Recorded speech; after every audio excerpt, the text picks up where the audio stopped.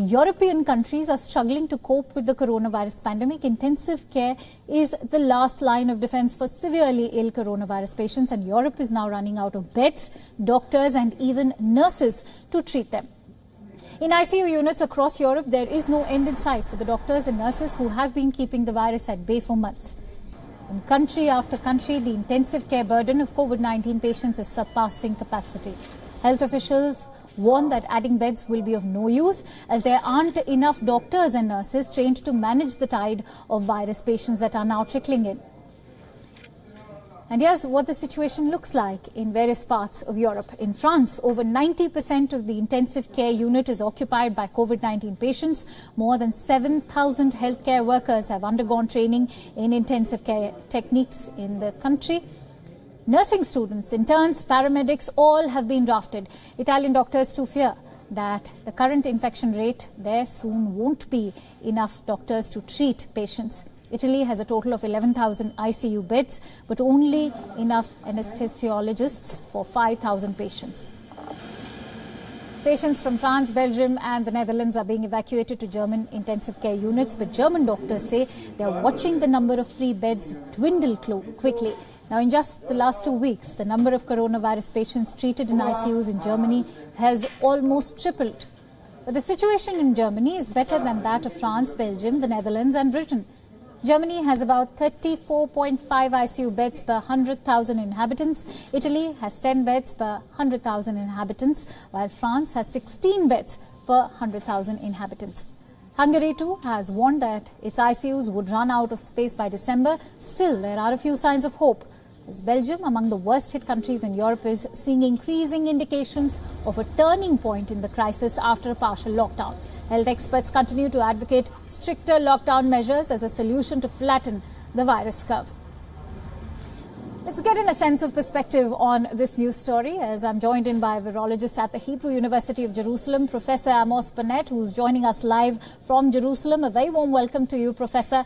Now, what are the viable options for Europe to battle this shortage of beds and doctors? How practical are these stringent lockdowns as a solution? Good day to all of you from Jerusalem. Thank you, Doctor. Well, what we see in many countries, including Israel, is wave after wave of infection. And until we will have the vaccine, which probably will come in the next few months, we will have to keep lockdown, but very strict, and not released from lockdown, as we have done all over the Western world at least, very quickly and without any kind of control.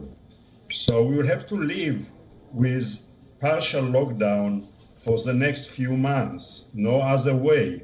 Otherwise, we'll have the third wave and the fourth wave, and it will keep on coming. And the only real solution will be the vaccine, which Pfizer has announced.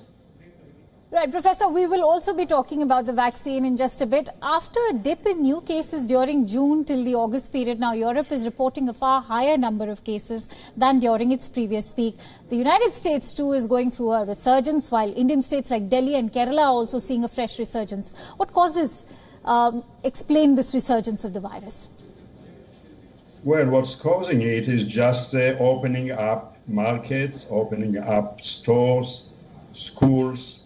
So the next plan is to open very gradually and wait 2 weeks before any further opening, because we need at least 2 weeks to get a notice how much, for example, opening shops or opening schools, how much they contribute to the infection.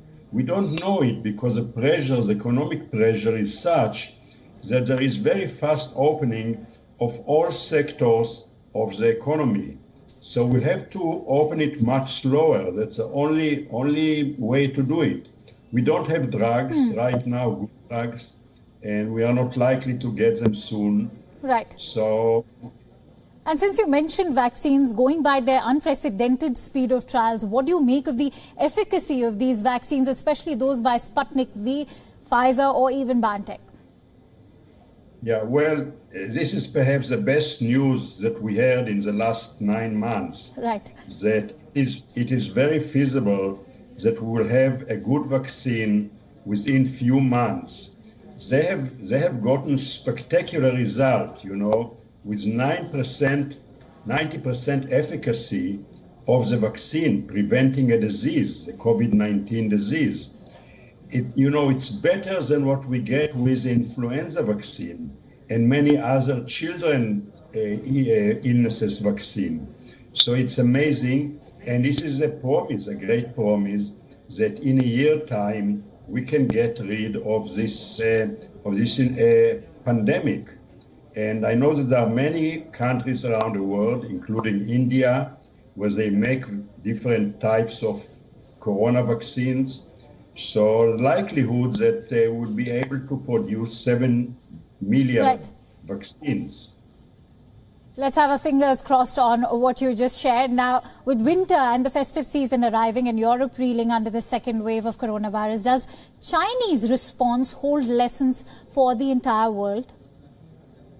Yeah, certainly. But the question is that the democratic countries, it's very difficult to make such harsh, orders like they have done in China.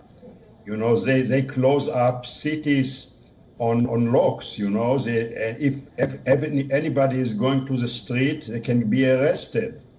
So India, Israel, Western Europe cannot impose such harsh treatment on a population. Right. But certainly in time of such emergency, they prove themselves very well.